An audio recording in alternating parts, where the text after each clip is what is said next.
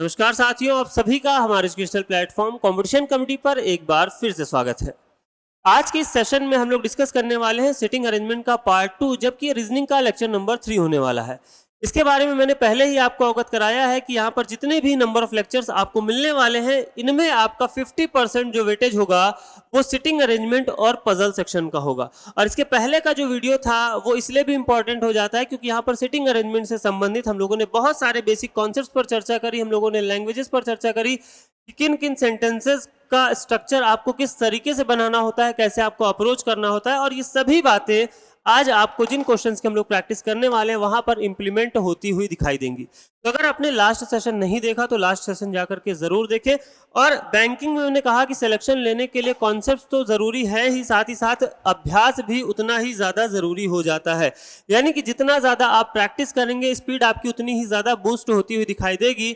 और आपको पता है यहाँ पर हमारे पास जो प्रीलिम्स की अगर हम बात करें, जो टाइम है वो 20 मिनट का टाइम और 35 क्वेश्चन देखने को मिलते हैं जब हम बात करते हैं आईबीपीएस पीओ या आईबीपीएस क्लर्क की, या एसबीआई की बात करें तो एसबीआई पीओ और क्लर्क में भी आपको सेम टाइमिंग देखने को मिलेगी, यानी कि सेक्शनल टाइमिंग देखने को मिलती है। जबकि आरआरबी में आपका रीजनिंग और मैथ्स का जो सेक्शन होगा वहां पर आपके पास 45 मिनट्स का टाइम होगा और नंबर ऑफ क्वेश्चन होंगे 80, यानी कि टाइम का यहाँ पर बहुत ज्यादा इंपॉर्टेंट रोल होने वाला है कि आप टाइम किस तरीके से मैनेज करते हैं। तो चलिए स्टार्ट करते हैं आज का सेशन। और आज के सेशन में हम लोग यहाँ पर कुछ क्वेश्चंस की प्रैक्टिस करने वाले हैं, तो आप भी मेरे साथ साथ क्वेश्चंस को बनाते चलेंगे और देखेंगे कि किस तरीके से हमें अप्रोच करना होता है जब हम क्वेश्चंस को बना रहे होते हैं। और ये जो क्वेश्चंस का लेवल मैं यहाँ पर पिक कर रहा हूँ, ये क्वेश्चन आपको मॉडरेट टू हाई लेवल के क्वेश्चन देखने को मिल रहे हैं जो कि इन जनरल प्रीलिम्स एग्जाम में पूछे जाते हैं। इसके अलावा हम लोग मेंस पर आधारित प्रश्नों की भी चर्चा करेंगे और बहुत ही अमेजिंग और इंटरेस्टिंग आपको पजल्स भी मैं यहाँ पर सॉल्व कराने वाला हूँ।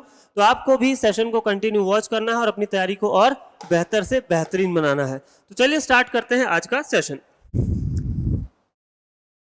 सबसे पहले आपको स्क्रीन पर एक प्रश्न दिखाई दे रहा है और जैसा कि आपको पता है कि क्वेश्चंस यहाँ पर हमारे पास दोनों ही लैंग्वेजेस में होंगे, हिंदी और इंग्लिश। तो अगर आप हिंदी में क्वेश्चन को अटेम्प्ट करना चाहते हैं तो हिंदी में कर सकते हैं, इंग्लिश में चाहते हैं तो इंग्लिश में अटेम्प्ट कर सकते हैं। फिलहाल इस क्वेश्चन को हम लोग यहाँ पर हिंदी में सॉल्व करेंगे और इससे पूछे गए जितने भी प्रश्न हैं उन सभी प्रश्नों को हम लोग सॉल्व करते हुए चलेंगे। इसी प्रकार से आगे भी आपको प्रश्न देखने को मिलेंगे। तो हिंदी और इंग्लिश किसी को भी टेंशन लेने की जरूरत नहीं, मैं आपको पूरा टाइम दूंगा कि आप बाकायदे स्क्रीनशॉट ले लीजिए। अगर मैं क्वेश्चन को इंग्लिश में सॉल्व करा रहा हूं तो आप हिंदी वाले का स्क्रीनशॉट लेकर के बनाते चलेंगे, और अगर मैं क्वेश्चन को हिंदी में सॉल्व कर रहा हूं तो आप इंग्लिश वाले का स्क्रीनशॉट लेकर के क्वेश्चन को बनाते हुए चलेंगे। फिलहाल आप इसका स्क्रीनशॉट ले सकते हैं। यहाँ पर इस बार हम लोग फिलहाल क्वेश्चन को भी हिंदी में बनाने जा रहे हैं। चलिए, तो यहाँ पर आप देख पा रहे हैं कि आपको इंफॉर्मेशन दी गई है और इस इंफॉर्मेशन को पढ़ करके आपको एक स्ट्रक्चर ड्रॉ करना है। इंफॉर्मेशन की अगर हम बात करें तो सर्कुलर अरेंजमेंट पर बेस्ड ये आपको क्वेश्चन देखने को मिल रहा है, जहां पर 8 व्यक्तियों की बात करी जा रही है, ABCDEFG और H, जो कि एक वृत्ताकार मेज के चारों ओर बैठे हैं। तो इसके लिए सबसे पहले हमें क्या करना होता है, हमें एक स्ट्रक्चर ड्रॉ कर लेना होता है इस प्रकार से।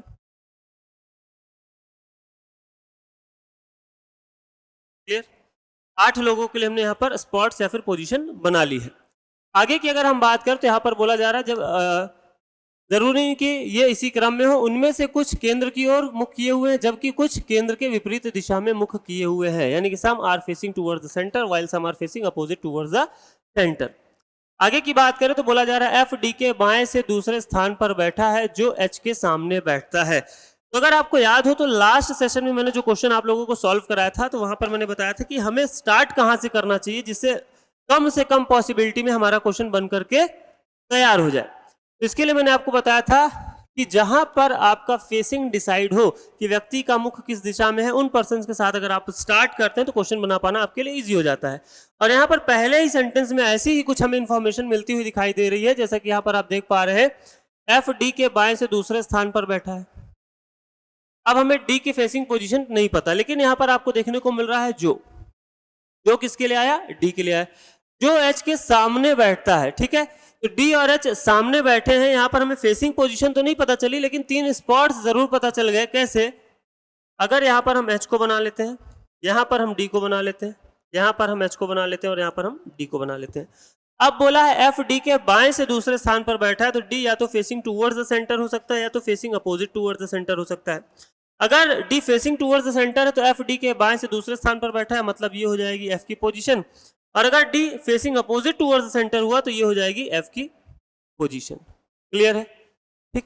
आगे देखते हैं, एच के तत्काल पड़ोसी एच के ठीक विपरीत दिशा की ओर देख रहे हैं, यानी कि एच के जो पड़ोसी होंगे, एच अगर टूवर्ड द सेंटर है तो एच के पड़ोसी कहां देख रहे होंगे, एच के अपोजिट डायरेक्शन में, यानी कि अपोजिट टूवर्ड द सेंटर देख रहे होंगे। तो इसे हम एज एन इंफॉर्मेशन लिख लेते हैं, अगर H facing opposite toward the centre हुआ तो इनके पड़ोसी फेसिंग टूवर्ड द सेंटर होंगे। क्लियर?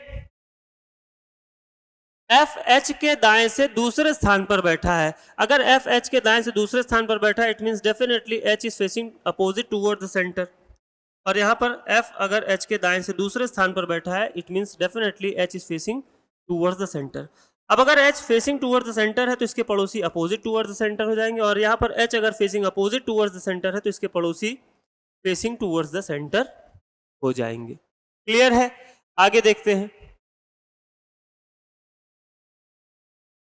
सी और ए एक दूसरे की ओर देख रहे हैं। सी और ए अगर एक दूसरे की ओर देख रहे हैं तो इस इंफॉर्मेशन को हम इस प्रकार से यहाँ पर नोट डाउन करके लिख सकते हैं, यानी कि दोनों क्या होंगे, एक तो आमने सामने होंगे, दूसरा दोनों फेसिंग टूवर्ड्स द सेंटर होंगे। अब यहाँ पर सी और ए के लिए भी हम स्पॉट फिक्स नहीं कर सकते, इसलिए इसको एज एन इंफॉर्मेशन आप यहाँ पर सेव रहने देंगे। बढ़ते हैं आगे, बी ई और डी के बीच बैठा है। बी की अगर हम बात करें तो कहां बैठा है, आप देख पा रहे हैं ई और डी के। अब यहां पर अगर डी है तो ऑब्वियस सी बात है बी यहां पर बैठ नहीं सकता, इट मींस यहां पर क्या हो जाएगा, बी और यहां पर हो जाएगा, बी बैठा है ई और डी के बीच में। इन द सेम वे यहां पर हो जाएगा आपका बी और यहां पर हो जाएगा। इतनी बात clear?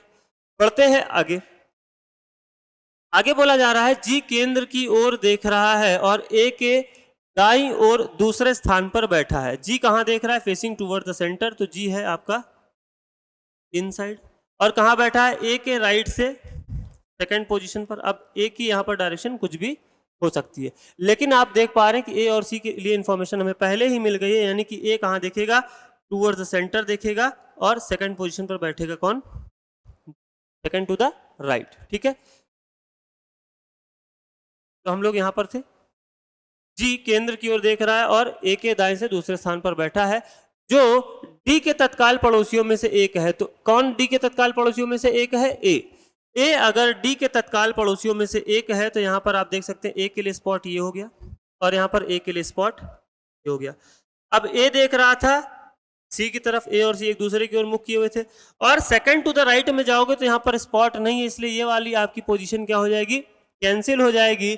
It means second to the right में जाएंगे तो जी के लिए एक ही स्पॉट बचेगा, जो कि यहां पर आपको देखने को मिल रहा है। आगे अगर हम देखें तो यहां पर बोला जा रहा है, अभी देखो पर्सन तो सारे के सारे फिक्स हो गए, लेकिन डायरेक्शन अभी फिक्स नहीं हुई है कि कौन व्यक्ति किस दिशा में देख रहा है, या केंद्र की ओर देख रहा है या फिर केंद्र के विपरीत दिशा में देख रहा है। आगे अगर हम बात करें तो यहां पर बोला जा रहा है एच तथा डी समान दिशा में देख रहे हैं, तो एच और डी आपके समान दिशा में यहां पर भी देख रहे हैं, यहां पर भी देख रहे हैं। ठीक, आगे देख लीजिए, एफ बी के दाएं से तीसरे स्थान पर बैठा है। एफ की बात करें तो बी के दाहिनी ओर तीसरे स्थान पर बैठा, इट मींस बी कहां देखेगा, फेसिंग टूवर्ड द सेंटर। 1 2 3 यहां पर आपको एफ देखने को मिलेगा। आगे बोला जा रहा है जो ई के तुरंत बाएं बैठा है, तो जो किसके लिए आया यहां पर बी, और बी कहां बैठा, ए के तुरंत बाएं, मतलब ई कहां देखेगा, अपोजिट टूवर्ड्स द सेंटर। अब यहां पर सभी व्यक्तियों की जो फेसिंग डायरेक्शन है वो क्लियर होती हुई दिखाई दे रही है, एक्सेप्ट एफ। एक व्यक्ति को अगर हम छोड़ दें तो बाकी सभी व्यक्ति किस दिशा में देख रहे हैं, इस बात की इंफॉर्मेशन हमें यहाँ पर बनती हुई दिखाई दे रही है। अब जो प्रश्न होंगे वो भी इसी आधार पर आपको सॉल्व करना है, जहां पर एफ की डायरेक्शन आप डिसाइड नहीं कर सकते, तो क्वेश्चन को बना लेना ही बड़ी बात नहीं है।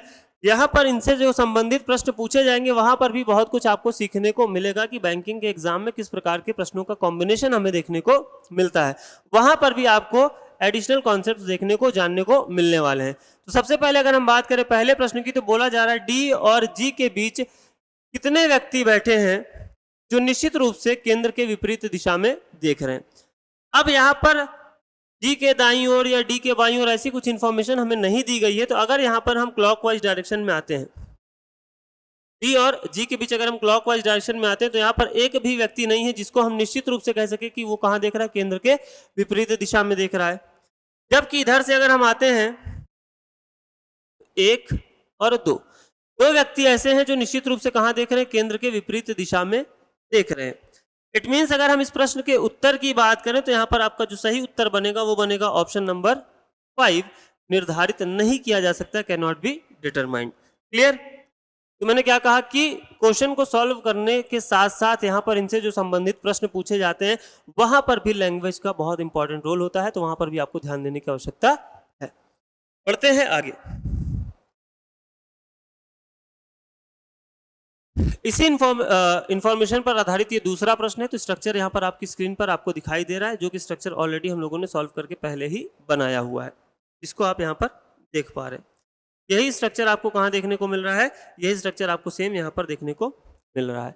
अब बोला जा रहा है if all the letters are arranged alphabetically starting from A, यदि सभी अक्षरों को क्या किया जाए? वर्णानुक्रम में व्यवस्थित किया जाए, ए से शुरू करके। तो आगे आपको देखने को मिल रहा है then position of how many persons will remain unchanged, तो कितने व्यक्तियों का जो स्थान है वो अपरिवर्तित रहेगा।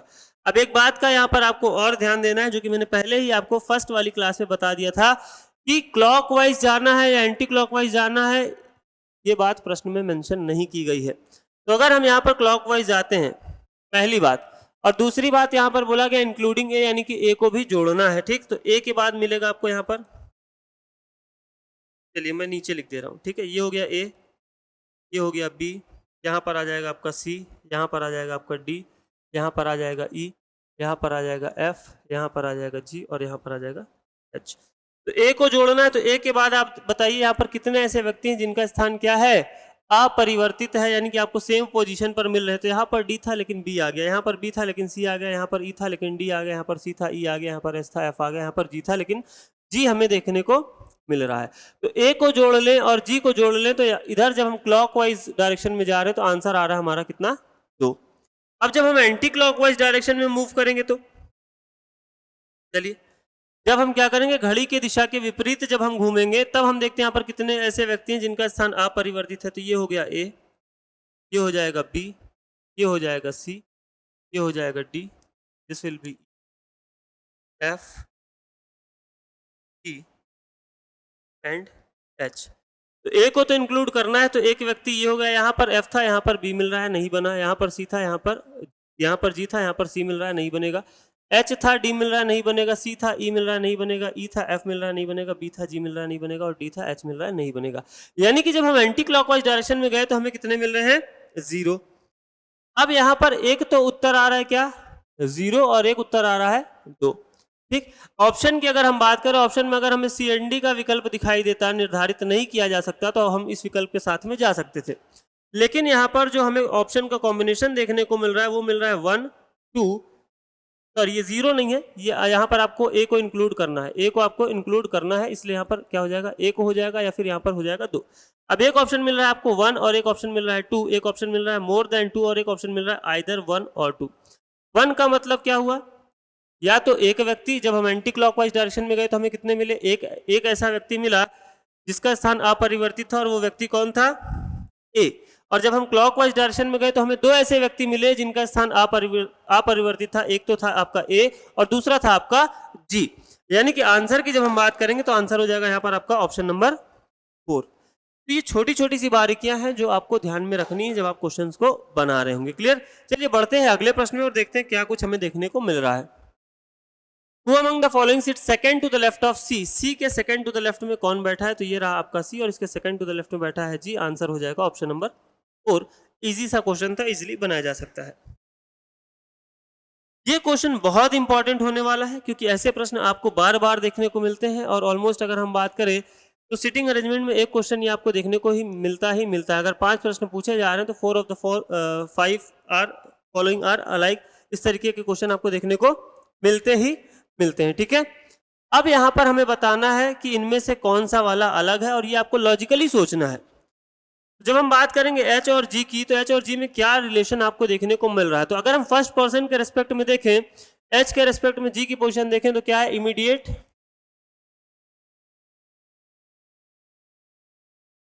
राइट। ठीक, इमीडिएट राइट मिल रहा है। और सेकंड पर्सन के रेस्पेक्ट में अगर हम देखें तो फर्स्ट पर्सन कहाँ मिल रहा है? इमीडिएट राइट मिल रहा है। फिर हम बात करेंगे ई और सी की, तो ई के रेस्पेक्ट में जब आप देखोगे तो सी कहाँ है? इमीडिएट राइट है, और सी के रेस्पेक्ट में ई कहाँ है? इमीडिएट राइट है। ए और एफ की बात करेंगे तो ए के रेस्पेक्ट में एफ कहाँ है? इमीडिएट राइट है, जबकि एफ के रेस्पेक्ट में हम निर्धारित नहीं कर सकते कि आपका ए इमीडिएट राइट होगा या नहीं होगा। लेकिन इसको अभी आंसर आपको मार्क नहीं करना है क्योंकि यहाँ पर एक पॉसिबिलिटी बन रही है, तो आपको दूसरे विकल्पों की ओर भी एक बार देख लेना है। सी और ई की अगर हम बात करें तो यहाँ पर आप देख पा रहे हैं सी के इमीडिएट राइट में ई है और ई के इमीडिएट राइट में सी बैठा हुआ दिखाई दे रहा है। और लास्ट ऑप्शन की अगर हम बात करें डी और ए की, तो डी के इमीडिएट लेफ्ट में ए है और ए के इमीडिएट लेफ्ट में डी है। इट मींस निश्चित रूप से ये वाला आपका क्या हो जाएगा, अलग हो जाएगा बाकी दिए गए विकल्पों से। ठीक, तो यहाँ पर जो राइट आंसर बनेगा वो बनेगा आपका ऑप्शन नंबर 5 डी और ए, क्योंकि बाकी सभी में एक को छोड़ दें अगर हम, जहां पर हम निश्चित रूप से नहीं कह सकते थे, बाकी सभी में आपका पहला व्यक्ति दूसरे व्यक्ति के संबंध में तत्काल दाहिनी ओर बैठा है और दूसरा व्यक्ति पहले व्यक्ति के संबंध में तत्काल दाहिनी ओर बैठा है। तो ये एक इंपॉर्टेंट आपका क्वेश्चन होता है जो कि ऑलमोस्ट आपके हर एक क्वेश्चन में, जहां पर 5 प्रश्न देखने को मिलते हैं, तो एक प्रश्न आपको ये देखने को मिलता ही मिलता है। क्लियर? चलिए बढ़ते हैं आगे। अगला प्रश्न, what is the position of D with respect to F? F के सापेक्ष डी की स्थिति हमें बतानी है। अब एफ के सापेक्ष अगर हम डी की स्थिति की बात करें तो पहली बात तो ये कि एफ का डायरेक्शन ही यहाँ पर क्लियर नहीं है कि F facing towards the centre है या facing opposite towards the centre है, लेकिन फिर भी हमें ऑप्शन का कॉम्बिनेशन देखने को मिल रहा है। अब अगर एफ सपोज करिए कि F facing opposite towards the centre होता, facing opposite towards the centre होता, तो यहाँ से सेकंड टू द राइट मिलता। सेकंड टू द राइट का ऑप्शन दिखाई दे रहा है, बिल्कुल दिखाई दे रहा है। एक सेकंड टू द राइट का ऑप्शन ये दिखाई दे रहा है। या तो क्या होता, सिक्स्थ टू द लेफ्ट होता। क्या कोई सिक्स टू द लेफ्ट का ऑप्शन दिखाई दे रहा है? नहीं दिखाई दे रहा है, मतलब इस कॉम्बिनेशन के साथ में हम नहीं जाएंगे। अब अगर हम मान लेते हैं कि एफ कहाँ देख रहा होगा, फेसिंग टूवर्ड्स द सेंटर देख रहा होगा, ठीक, तो हमें एक ऑप्शन मिलेगा सेकंड टू द लेफ्ट। क्या सेकंड टू द लेफ्ट मिल रहा है? बिल्कुल मिल रहा है। फिर एक ऑप्शन हमें मिलेगा सिक्स्थ टू द राइट। क्या सिक्स्थ टू द राइट का ऑप्शन मिल रहा है? 1 2 3 4 5 6, ये भी मिल रहा है। तो हम इन दोनों ऑप्शन के साथ जा सकते थे। क्या यहाँ पर बोथ 1 एंड 2 दिया गया है? दोनों, तो दोनों अगर हम बात करें 1 एंड 2, तो एक विकल्प हमें देखने को मिल रहा है और एक विकल्प हमें देखने को मिल रहा है आइदर 1 और 3, सेकंड टू द लेफ्ट या फिर सेकंड टू द राइट, तो ये भी हो सकता है। ठीक, ये भी एक हमें ऑप्शन देखने को मिल रहा है। तो फिलहाल अगर हम बात करेंगे तो यहाँ पर एफ का डायरेक्शन क्लियर नहीं है। इस ऑप्शन के साथ हम क्यों नहीं जाएंगे? देखो अब यहाँ पर इतना खतरनाक आपको कॉम्बिनेशन देखने को मिल तो गया, लेकिन हम इस वाले ऑप्शन के साथ क्यों नहीं जाएंगे? हम बोथ 1 एंड 2 के साथ क्यों नहीं जाएंगे बताइए? क्योंकि जब हम बोथ 1 एंड 2 के साथ में जा रहे हैं, बहुत बेहतरीन सा आपको ये ऑप्शन का कॉम्बिनेशन देखने को मिला। अगर आप बोथ 1 एंड 2 के साथ में जा रहे हैं, इट मीन्स आप क्या कर रहे हो, सेकंड टू द लेफ्ट, मतलब आप निश्चित रूप से ये मान ले रहे हो कि एफ कहाँ देख रहा है, निश्चित रूप से केंद्र की ओर देख रहा है। तो ऐसा मान करके आपको आंसर नहीं करना है। तो इस क्वेश्चन को बिल्कुल आप नोट करके रख लेंगे और ये ऑप्शन का जो कॉम्बिनेशन है ये बहुत इंपॉर्टेंट है कि ऐसे क्वेश्चन में जब आप फंसते हैं तो आपको किस तरीके से प्रायोरिटी ऑर्डर को चुनना है। ठीक, तो यहाँ पर जो हमारा आंसर बनेगा वो क्या बनेगा, आइदर 1 और 3, कि या तो हो सकता था D second to the left या तो हो सकता था सेकंड टू द राइट। तो ये बात इस चीज को निर्धारित कर रही है कि एफ का डायरेक्शन क्या है, क्लियर नहीं है, निश्चित नहीं है। जबकि अगर हम 1 एंड 2 के साथ जाते हैं तो ये इस बात का इंडिकेशन है कि आप निश्चित रूप से एफ को क्या मान के चल रहे हैं कि एफ देख रहा है केंद्र की ओर। क्लियर? यहाँ पर जो प्रेफरेंस होगा वो आपका होगा ऑप्शन नंबर 5, आइदर 1 और 3। क्लियर? अब हम बात करेंगे एक और इसी प्रकार के प्रश्न की। तो आपको क्या करना है, आपको भी फटाफट से स्क्रीनशॉट लेना है और मेरे साथ साथ क्वेश्चन को बनाते हुए चलना है। हिंदी वाले क्वेश्चन का स्क्रीनशॉट ले लेंगे, इसके बाद हम लोग क्वेश्चन को इस बार इंग्लिश में सॉल्व करेंगे। चलिए, क्वेश्चन आपकी स्क्रीन पर आ चुका है। डायरेक्शन की बात करें तो बोला जा रहा है 8 friends A B C D E F G and H are sitting around a circular table. Some of them are facing towards the center while some are facing opposite towards the center. ठीक, कुछ का मुख क्या है, केंद्र की दिशा में, और कुछ का मुख केंद्र के विपरीत दिशा में देखने को मिल रहा है। तो सबसे पहले हमें क्या करना होता है, हमें बनाने होते हैं 8 स्पॉट्स। 8 व्यक्तियों का अरेंजमेंट है तो 8 हमने बना लिए स्पॉट। आगे की बात करें तो आगे यहां पर बोला जा रहा है D sits third to the right of H. D जो है वो H के थर्ड राइट में बैठता है। अब H का हमें डायरेक्शन ही क्लियर नहीं है कि H कहाँ देख रहा है। तो मैंने क्या कहा, ऐसे प्रश्न में सबसे पहले आपका जो टारगेट होना चाहिए, या तो मल्टीपल पर्सन्स को आप फिक्स कर पा रहे हो, 2 पॉसिबल स्ट्रक्चर हमारे पास है, या तो आप क्या करिए बाकी की इन्फॉर्मेशन को नोट डाउन करते हुए चलिए और शुरुआत वहां से करिए जहां से आपको पर्सन की डायरेक्शन फिक्स देखने को मिल रही है। तो आगे आप पढ़ेंगे F sits second to the right of A, E sits immediate right of D, immediate neighbors of H are facing opposite directions to each other. D sits second to the right of G. D is not the immediate neighbor of B. Immediate neighbors of A are facing opposite directions to each other. Only one person sits between B and E. 3 persons are sitting between E and A. अब 3 persons are sitting between E and A है तो यहां पर आप बना सकते थे, बिल्कुल जा सकते थे, लेकिन फिर मैंने कहा कि डायरेक्शन अभी क्लियर नहीं है तो यहां इसके साथ आप शुरुआत कर सकते थे, लेकिन जब आप पढ़ रहे हैं शुरुआत कर सकते, ये वाले के साथ हम शुरुआत कर सकते हैं, लेकिन यहाँ पर आपके पास कुछ ही सेंटेंसेस बचे हैं जिनको आप पढ़ करके निश्चित रूप से देख सकते हैं कि कुछ ना कुछ आपको व्यक्ति के बारे में ऐसी इंफॉर्मेशन जरूर मिलेगी जिनका फेसिंग डायरेक्शन आपका क्या होगा, फिक्स होगा। आगे बोला है is not the immediate neighbour of G, G sits to the immediate right of B, G and H are facing towards each other. अब जी और ई एक दूसरे की ओर देख रहे हैं, इट मीन्स जी और सी क्या होंगे, एक तो जी एंड एच, ठीक, जी और एच एक तो क्या होंगे, निश्चित रूप से आमने सामने बैठे होंगे और केंद्र की ओर देख रहे होंगे, तो ये बेहतर विकल्प था आपके लिए क्वेश्चन की शुरुआत यहां से आपको करनी चाहिए। आगे बोला immediate neighbours of D are facing opposite directions to that of D. इसके बारे में हमने चर्चा करी थी कि सेंटेंस का मतलब क्या है, मीनिंग कैसे हमें आइडेंटिफाई करके स्ट्रक्चर में इंप्लीमेंट करना है, ठीक है।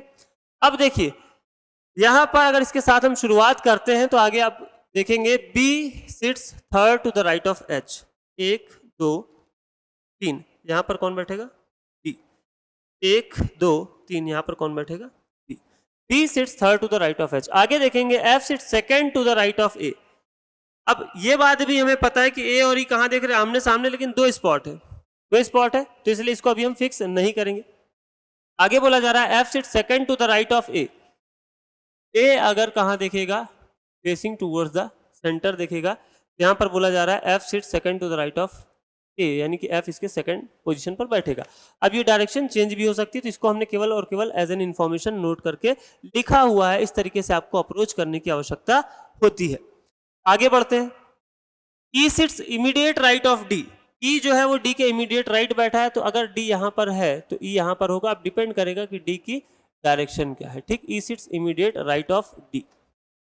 आगे बोला जा रहा है immediate neighbours of H are facing opposite directions. H के जो पड़ोसी हैं वो एक दूसरे के विपरीत दिशा में देख रहे हैं, तो इसको यहां पर आप फिक्स नहीं कर सकते, तो इसके लिए क्या करोगे, आप इसको लिख लोगे इस प्रकार से, एच के जो पड़ोसी हैं वो एक दूसरे के विपरीत दिशा में देख रहे हैं।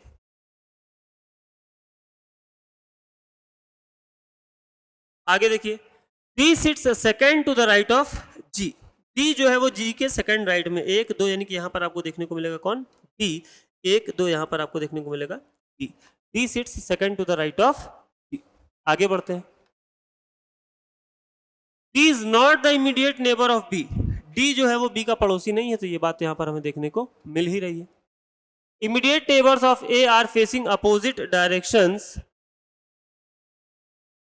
To each other. ए के जो पड़ोसी हैं वो भी एक दूसरे के विपरीत दिशाओं में देख रहे हैं, ठीक है। Only one person sits between B and E. B और ई के बीच में केवल एक व्यक्ति बैठा है, तो ई को यहां भी बैठा सकते हैं और ई को यहां भी बैठा सकते हैं, ठीक। अभी हमारे पास 2 स्पॉट है, लेकिन अगर आप ध्यान देंगे ई को यहां बैठाओगे तो ई के सामने में आपको यहां पर देखने को मिला था कौन, ई एंड ए, ठीक। 3 person sits between E and A, और बी और ई के बीच में केवल एक व्यक्ति बैठा है, तो अगर ई को यहां पर आप बैठाते हो तो ए और ई के बीच में 3 व्यक्ति देखने को नहीं मिलेंगे, जबकि ई को अगर आप यहां बैठाते हो तो ए और ई के बीच में 3 व्यक्ति आपको देखने को मिलेंगे। इन द सेम वे यहां पर भी आपका एक पॉसिबल स्ट्रक्चर जो हम लेकर के चल रहे हैं, यहां पर भी आपको फिल कर लेना है ई और ए को। तो हर एक इंफॉर्मेशन इंपॉर्टेंट होने वाली कि कैसे आप उसको यहां पर स्ट्रक्चर में यूज कर रहे हैं, ठीक है। आगे बढ़ते हैं, 3 person sits between E and A हो गया। फिर बोला है A is not the immediate neighbour of G. A जो है वो जी का पड़ोसी नहीं है, तो दोनों में देख पा रहे हैं आप, एक आपको जी का पड़ोसी देखने को नहीं मिल रहा है। G sits to the immediate right of B. G जो है वो बी के इमीडिएट राइट में बैठा है, इट मींस बी कहां देख रहा होगा, बी आपका देख रहा होगा towards the centre. G and H are facing towards each other, इसको हमने सबसे पहले यूटिलाइज किया था, इसी के साथ हमने करी थी क्वेश्चन की शुरुआत। Immediate neighbours of D are facing opposite directions to that of D. D के जो पड़ोसी हैं वो डी जिस दिशा में देख रहा है उसकी विपरीत दिशा की ओर देख रहे हैं, लेकिन हमें डी का डायरेक्शन ही पता नहीं है। अब हम क्या करेंगे, हमने पैराग्राफ को पूरा का पूरा पढ़ लिया, जो इन्फॉर्मेशन हमारे काम की थी उसको हमने नोट डाउन करके लिख लिया। अब काम है इसको यूटिलाइज करने का, यानी कि अब बार बार आपको पैराग्राफ पढ़ने की जरूरत नहीं है। अब यहां पर अगर आप ध्यान से देखोगे तो डी के तत्काल दाहिनी ओर कौन बैठा है, ई बैठा है, तो डी निश्चित रूप से कहां दिखेगा, facing opposite towards the centre, ठीक है। और यहां पर आपको इंफॉर्मेशन देखने को मिल रही थी कि जो डी के पड़ोसी हैं वो क्या कर रहे हैं, डी के विपरीत दिशा में देख रहे हैं, डी के विपरीत दिशा में देख रहे हैं। तो डी अगर कहां देख रहा है, facing opposite towards the centre देख रहा है, मतलब डी के पड़ोसी निश्चित रूप से कहां देखेंगे, केंद्र की ओर देखेंगे। आगे आप देखोगे कि ए के जो पड़ोसी है, ए का हालांकि यहां पर अभी डायरेक्शन क्लियर नहीं, अब ए के सेकंड टू द राइट में कौन बैठा है, एफ बैठा है। ए के अगर सेकंड टू द राइट में एफ बैठा है तो निश्चित रूप से ये हो जाएगा आपका एफ, ठीक। यहां पर बना लेंगे आप इसको एफ को, तो एफ का फेसिंग डायरेक्शन, एक ही स्ट्रक्चर बन रहा है इसलिए आप इसको चाहो तो कंटिन्यू कर सकते हो, चाहो तो छोड़ सकते हो, ठीक है।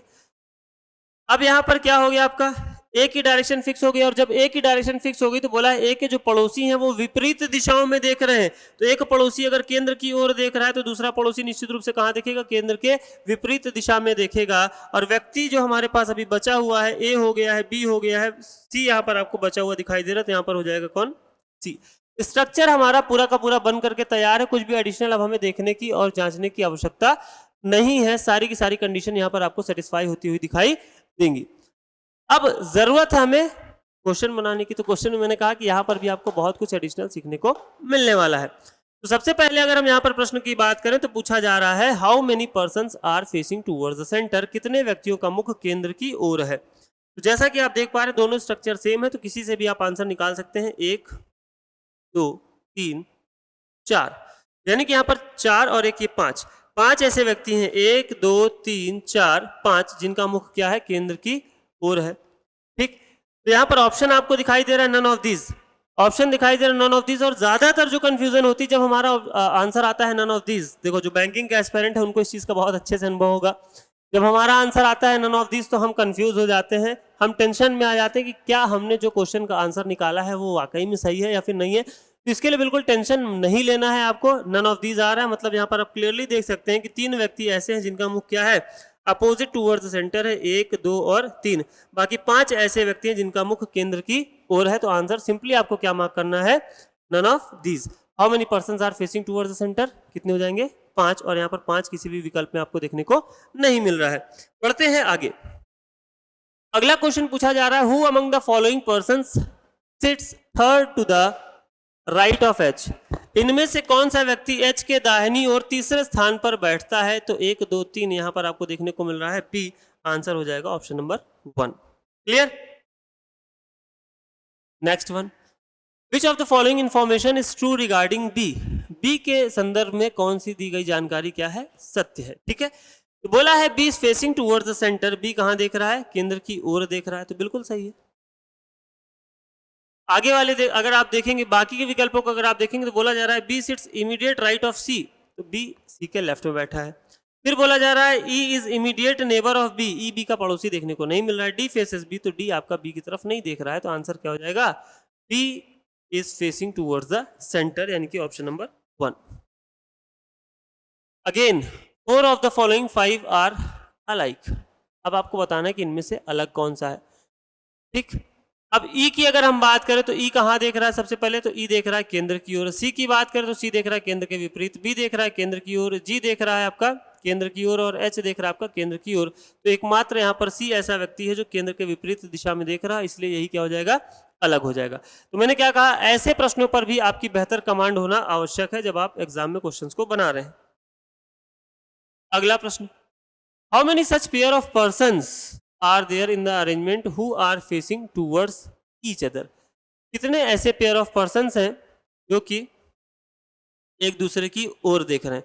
अब आप कहोगे अगर बेसिकली यही क्वेश्चन पूछा जाता जब सभी व्यक्ति केंद्र की ओर देख रहे थे तो आपको कहीं देखने की आवश्यकता ही नहीं थी, आप सिंपली आंसर मार्क कर सकते थे 4, क्योंकि सभी व्यक्ति केंद्र की ओर देख रहे हैं मतलब आमने सामने बैठेंगे, सभी एक दूसरे की ओर देखेंगे। लेकिन यहाँ पर ऐसी स्थिति बनती हुई दिखाई नहीं दे रही। तो आप देखोगे यहाँ पर G और H एक पेयर मिला, फिर B और F दूसरा हमें पेयर मिला, जहां पर व्यक्ति क्या कर रहे हैं, एक दूसरे की ओर देख रहे हैं। तो आंसर क्या हो जाएगा यहाँ पर 2, यानी कि ऑप्शन नंबर बी। ठीक है, कितने पेयर है, कितने पर्सन नहीं है, कितने pair, how many such pair of person. तो पेयर यहाँ पर 2 है, व्यक्तियों की बात करें तो व्यक्ति 4 है, ठीक, और पेयर कितने हैं, पेयर यहाँ पर 2 है। चलिए बनाते हैं आज के सेशन का लास्ट क्वेश्चन।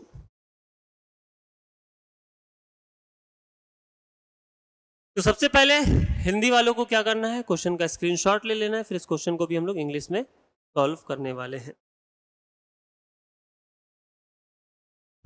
तो अभी हम लोग सर्कुलर अरेंजमेंट पर बेस्ड क्वेश्चन को सॉल्व कर रहे हैं, इसके बाद हम लोग लीनियर की भी चर्चा करेंगे, हम लोग फ्लोर पर बेस्ड क्वेश्चन की भी चर्चा करेंगे, फिर हम लोग चर्चा करेंगे वेरियस काइंड ऑफ पजल्स की।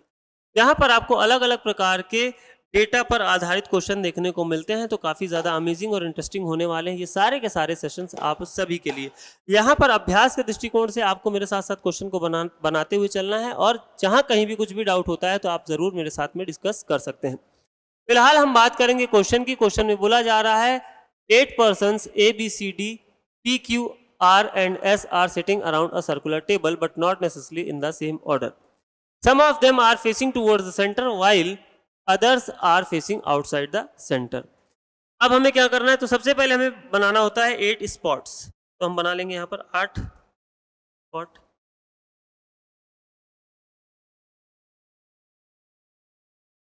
एक पॉसिबल स्ट्रक्चर, ठीक। अब बोला जा रहा है S is sitting third to the left of R, both R and S are facing outside the centre, यानी कि हम एस और आर के साथ में शुरुआत कर सकते हैं। S is sitting third to the left of R, यानी कि ये अगर आर हो गया 1 2 3, यहाँ पर आपको एस बनता हुआ दिखाई देगा, और दोनों कहाँ देख रहे हैं, केंद्र के विपरीत दिशा में देख रहे हैं, ठीक है। दोनों कहाँ देख रहे हैं, 1 2 3 केंद्र के विपरीत दिशा में देख रहे हैं। फिर बोला जा रहा है D is not an immediate neighbor of R and S. D R और S का पड़ोसी नहीं, मतलब D यहाँ नहीं बैठ सकता, यहाँ नहीं बैठ सकता, यहाँ नहीं बैठ सकता, यहाँ नहीं बैठ सकता। D के लिए कितने स्पॉट, 2 स्पॉट। तो D या तो यहाँ होगा, और या तो D आपको कहाँ देखने को मिलेगा, यहाँ देखने को मिलेगा। D के लिए 2 पॉसिबल स्पॉट थे, और पॉसिबल स्ट्रक्चर का यही आपको बेनिफिट सीधा सा देखने को मिलता है। आगे देखते हैं। Q faces the opposite direction of D. Q जो है वो D के विपरीत दिशा में देख रहा है, तो यानी कि D अगर कहाँ देखेगा, केंद्र की ओर देखेगा, तो Q आपका केंद्र के विपरीत दिखेगा। इसको हम इस प्रकार से इंफॉर्मेशन के तौर पर नोट करके लिख लेते हैं। फिर बोला जा रहा है Q is sitting second to the left of D. Q जो है वो D के सेकंड टू द लेफ्ट में है, तो 1 2 यहाँ पर तो हो नहीं सकता। इट मीन्स निश्चित रूप से Q आपका यहाँ पर बैठेगा, और D कहाँ दिखेगा, केंद्र की ओर देखेगा। और अगर D केंद्र की ओर देख रहा है, तो यहाँ पर बोला गया था Q और D अपोजिट डायरेक्शन में देख रहे हैं, तो Q निश्चित रूप से कहाँ दिखेगा, केंद्र के विपरीत देखेगा। इन द सेम वे यहाँ पर जब आओगे, Q बोल रहा है second to the left of D है, तो D अगर केंद्र की ओर देखेगा तो सेकंड स्पॉट पे यहाँ पर आपकी जगह खाली नहीं है, तो आप क्या करोगे, D यहाँ पर देखेगा केंद्र के विपरीत दिशा में, और यहाँ पर बैठेगा Q, और Q और D अपोजिट डायरेक्शन में देख रहे हैं, मतलब इस स्ट्रक्चर के लिए Q कहाँ दिखेगा, केंद्र की ओर। आगे बोला जा रहा है both the immediate neighbours of C faces opposite direction of C, यानी कि जो C के पड़ोसी हैं वो C के विपरीत दिशा में देख रहे हैं, ठीक है। और ये सारी छोटी छोटी बारीकियों के बारे में मैंने पहले सेशन में चर्चा की हुई है, तो लैंग्वेज से संबंधित अगर आपको कहीं पर कोई भी डाउट आ रहा है तो आप पहले सेशन को जाकर के जरूर देखें। A is an immediate neighbor of R. A जो है वो R का तत्काल पड़ोसी है। तो यहाँ पर 2 पॉसिबिलिटी है, यहाँ पर एक पॉसिबिलिटी है। तो एक और रूल्स आपको सीख लेना है, फॉलो करते हुए चलना, हिट एंड ट्रायल। जहां पर आपकी कम पॉसिबिलिटी होगी उस स्ट्रक्चर के साथ आप पहले जाएंगे, अदरवाइज ये वाला स्ट्रक्चर आपके पास ऑलरेडी फिक्स है, इसके आगे की इन्फॉर्मेशन यहाँ पर आप पढ़ करके 2 पॉसिबिलिटी के साथ जा सकते थे, लेकिन जहां कम पॉसिबिलिटी है उसके साथ आप पहले जाएंगे। तो बोला क्या है, is an immediate neighbour of R, तो A R का पड़ोसी है, तो यहाँ पर हमने बना लिया A को। आगे देखते हैं, both the immediate neighbours of D faces the opposite direction of D. D के जो दोनों पड़ोसी हैं वो D के विपरीत दिशा में देख रहे हैं, यानी D अगर केंद्र के बाहर देख रहा है तो दोनों पड़ोसी कहां देखेंगे, केंद्र की ओर देखेंगे, ठीक है। A faces towards the centre, A कहां देख रहा है, केंद्र की ओर देख रहा है, A आपका केंद्र की ओर देख रहा है। And he is an immediate neighbour of both R and P, और ये R और P दोनों का क्या है, पड़ोसी है, तो यहाँ पर निश्चित रूप से कौन हो जाएगा, P हो जाएगा। P faces towards the centre, P कहाँ देख रहा है, केंद्र की ओर देख रहा है। अब बचे हमारे पास 2 स्पॉट, यहाँ पर बच्चे थोड़ा सा स्ट्रगल करते हैं, निश्चित रूप से आप भी थोड़ा सा यहाँ पर स्ट्रगल करते हैं, तो समझिए अब हमारे पास बचे हैं 2 स्पॉट और व्यक्ति भी हमारे पास बचे हैं 2, कौन कौन से, एक तो बचा है हमारे पास B और एक बचा हमारे पास C। अब कहां पर B को बैठा ले, कहां पर C को बैठा ले, क्या ये पॉसिबिलिटी बन रही है, तो एक बार जो आपने इंफॉर्मेशन नोट डाउन करके रखी उसकी तरफ जरूर देखें। तो बोला क्या जा रहा है, जो C के पड़ोसी हैं वो C के विपरीत दिशाओं में देख रहे हैं। अगर यहां पर हम C को रखते हैं तो C के पड़ोसी C के विपरीत दिशाओं में, लेकिन दोनों पड़ोसियों का डायरेक्शन क्या होना चाहिए, सेम होना चाहिए, तो यहां पर आपको ऐसी कंडीशन बनती हुई दिखाई नहीं देगी।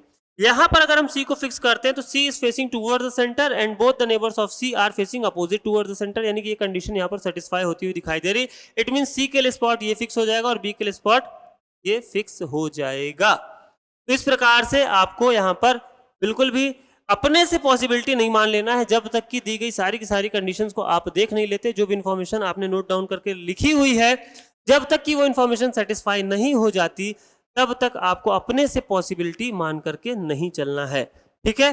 और जिस तरीके से आपको अपने से पॉसिबिलिटी नहीं मान करके चलना है, उसी तरीके से मैंने आपको अभी एक इंपॉर्टेंट क्वेश्चन बताया था, जहां पर देख रहे थे कि एक पर्टिकुलर पर्सन की डायरेक्शन फिक्स करके विकल्पों को हमें चुनने के लिए दिया गया था, लेकिन हमें उस विकल्प के साथ में नहीं जाना था, प्रायोरिटी उस विकल्प की नहीं बननी थी। क्यों? क्योंकि वहां पर उस पर्टिकुलर पर्सन की position fix, facing direction fix नहीं थी। तो ये छोटी छोटी बारीकियों को आपको ध्यान में रखना है और इस तरीके से कॉम्प्लिकेटेड आपको ऑप्शन के कॉम्बिनेशंस देखने को मिल सकते हैं। क्लियर है? चलिए बात करते हैं यहाँ पर प्रश्नों की। बोला जा रहा है how many persons are facing toward the centre, कितने व्यक्तियों का मुख केंद्र की ओर है। तो एक हो गया Q, दूसरा हो गया B, तीसरा हो गया C, चौथा हो गया P, पांचवा हो गया A। तो आंसर क्या हो जाएगा, मोर देन 4। और यहां पर सभी का फेसिंग डायरेक्शन फिक्स है, इसलिए आप CND के साथ में नहीं जाएंगे। बढ़ते हैं आगे। Who is sitting third to the left of D, D के थर्ड टू द लेफ्ट में कौन बैठा है। चलिए इस प्रश्न के साथ अगर हम जाएं, who is sitting third to the left of D, यहीं पर आ जाते हैं। D के थर्ड लेफ्ट में कौन बैठा है, तो 1 2 3, यहां पर D के थर्ड लेफ्ट में आपको R बैठा हुआ दिखाई देगा। तो यानी कि अगले प्रश्न के अगर हम उत्तर की बात करें, यहां पर जो आपका आंसर बनेगा वो बनेगा ऑप्शन नंबर 4। तो इस प्रकार के यहां पर और भी आपको इस दी गई इंफॉर्मेशन पर आधारित क्वेश्चन देखने को मिलेंगे। यहां पर आपकी स्क्रीन पर अभी फिलहाल आपको 2 ही क्वेश्चन देखने को मिल रहे हैं। तो ओवरऑल यहाँ पर आपको समझना ये है कि प्रश्नों को बनाने के लिए हमारा अप्रोच क्या होना चाहिए, और इससे भी ज्यादा आपको सीखना है कि जब हम इंफॉर्मेशन को नोट डाउन करके लिख रहे हैं तो उसको किस प्रकार से हमें यूटिलाइज करना है। अब इंफॉर्मेशन को लिखते टाइम कई बार हम मिस्टेक भी करते हैं, जैसे अगर हमने कहा A is facing opposite towards the centre और A का स्पॉट फिक्स नहीं है। अब आपने इसको इस प्रकार से कहीं पर नोट डाउन कर लिया, कहीं पर आपने नोट डाउन कर लिया। मान लेते हैं ये बना B C D D, को ले लेते हैं F, को ले लेते हैं E, इसको ले लेते हैं H, ठीक। अब A आपका यहां पर आ रहा है और आपने इस तरीके से इंफॉर्मेशन को लिख करके रखा था। अब आप इसको A को फिक्स करोगे और इस तरीके से बना लोगे। तो यहां पर तो आपने इंफॉर्मेशन को पढ़ करके नोट किया था कि A is facing opposite towards the centre, जबकि A का स्पॉट यहां आने से जब आप इस तरीके से एरो बनाओगे तो क्या दिखाई देगा, वो फेसिंग टूवर्ड्स द सेंटर दिखाई देगा। इसीलिए मैंने यहाँ पर, आपने अगर ध्यान दिया होगा तो कहीं पर एक जगह मैंने लिखा था किसी पर्टिकुलर व्यक्ति की डायरेक्शन के बारे में इनसाइड, मैंने लिखा था इनसाइड या टूवर्ड्स द सेंटर आप लिख सकते हो, कुछ भी आप लिख सकते हो अपनी अपनी सुविधा और समझ के अनुसार। ऐसा ना हो कि किसी इंफॉर्मेशन को आप ही लिख रहे हो और आप ही जब उसको पढ़ रहे हो तो आपको ही वहां पर कंफ्यूजन हो रही, तो ऐसी कंडीशन नहीं होनी चाहिए। इसके लिए क्या करना है, आपको साफ सुथरे से स्ट्रक्चर बनाना है, साफ सुथरे से पेजेस पर। और जैसे कि आपको पता है कि जब आप एग्जाम सेंटर में जाते हो तो वहां पर भी आपको प्लेन पेपर रफ शीट के तौर पर मिलता है, ठीक है। तो कोशिश करें कि साफ सुथरी हैंड राइटिंग में कम से कम कचरा करके एक साफ सुथरा सा स्ट्रक्चर बनाए, स्पीड बूस्टअप पर काम करें, रेगुलर बेसिस पर प्रैक्टिस करें। और इसी प्रकार से आपको यहाँ पर ढेरों सेशन प्रोवाइड किए जाने वाले हैं, जहां पर आपके पास सफिशिएंट नंबर ऑफ क्वेश्चंस होंगे, बेहतरीन ऑप्शंस के कॉम्बिनेशन देखने को मिलेंगे और प्रश्नों को कितने घुमाकर आपसे पूछे जा सकते हैं, इसका भी आपको बेहतर तरीके से एक्सपीरियंस होने वाला है। तो बने रहे कंपटीशन कम्युनिटी के साथ। मिलते हैं हम लोग नेक्स्ट सेशन में ऐसे कुछ और अमेजिंग और इंटरेस्टिंग क्वेश्चंस और कॉन्सेप्ट्स के साथ। आज के लिए इतना ही, थैंक यू। अगर आप चाहते हैं अपने कैरियर को एक नई दिशा देना और सुनहरे भविष्य को साकार करना, तो जुड़िए कंपटीशन कम्युनिटी के साथ। आज ही हमारे वेबसाइट के कैरियर पेज पर विजिट करें अथवा डिस्क्रिप्शन बॉक्स पर दिए गए लिंक पर क्लिक करें। हमेशा आपके साथ टीम कोको।